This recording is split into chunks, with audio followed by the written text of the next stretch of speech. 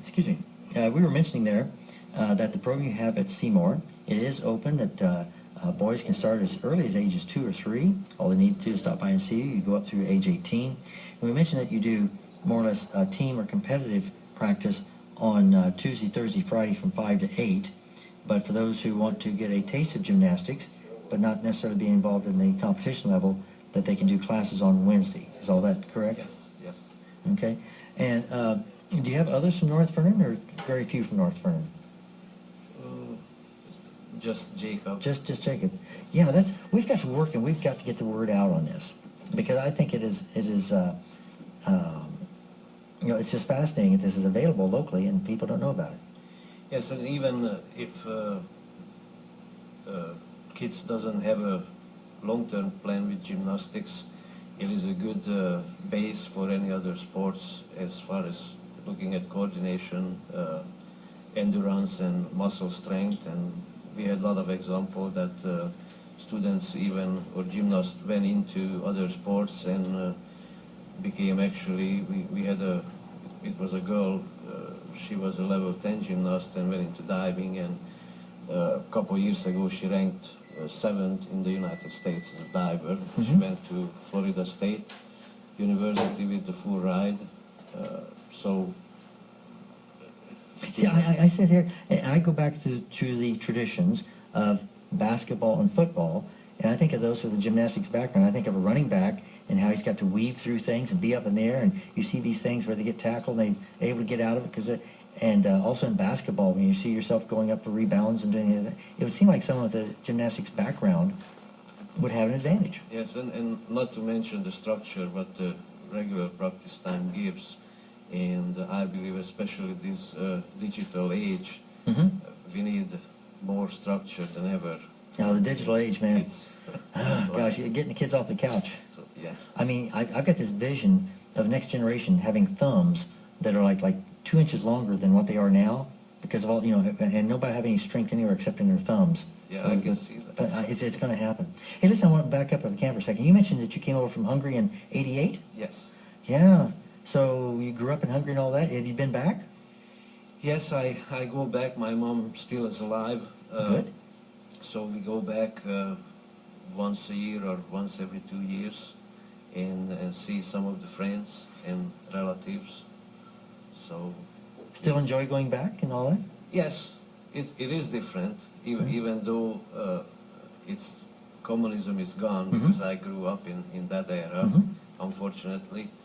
And go back now, there is still some leftovers there. Mm-hmm. So it's interesting, it's a different world. Well, what do you miss most about Hungary? Friends and food. Friends, food. I knew you were going to say food. I knew you. Okay, tell me the food you miss.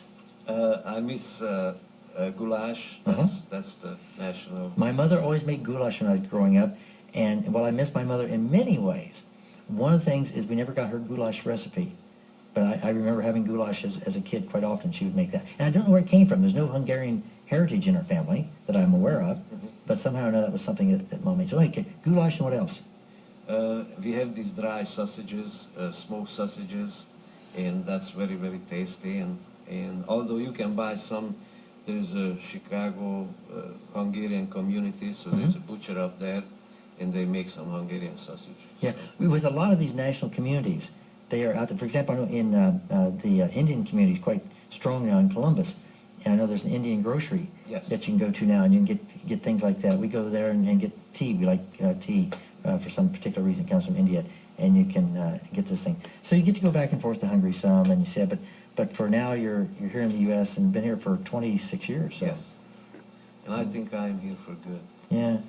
Do you hit that period of time in which you wonder about staying or going back? No, not really. The United States is a special country in a lot of ways, mm-hmm. and I kind of appreciate that, and I wouldn't give it up. Well, and Columbus is, the international community in Columbus is growing quite a bit, and that makes, adds to a nice area. I know of course I was familiar with the international school that closed and what's happening with that. Then they have the International Fair up at Columbus once a year. And that's where you go for your food. Yes. Yeah. Except, I always feel bad when I go to the International Fair because I don't do anything else but go from one food booth to the next. Yes.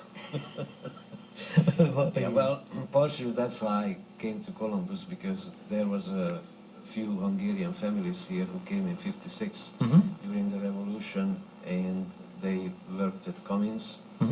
So that's how we kind of get here. Actually, my brother came in '72, and then I came to visit, and then I had a plan to come back. So I remember I happened to be teaching overseas at the time when the Iron Curtain fell. And I remember we had several German families in our schools. And the emotion they felt at the point of reunification, they were feeling something I couldn't feel, you know. But I knew for them it was really emotional and really a wonderful thing when all that happened. And I remember when it was a very special time. But it's interesting. I saw this process because there were families, one half family in West, one half family East Germany. And Hungary has a very nice lake called Lake Balaton. It's very big. It's about 50 miles long. And every summer you could see one East German car beside the West German car in a camping, and that's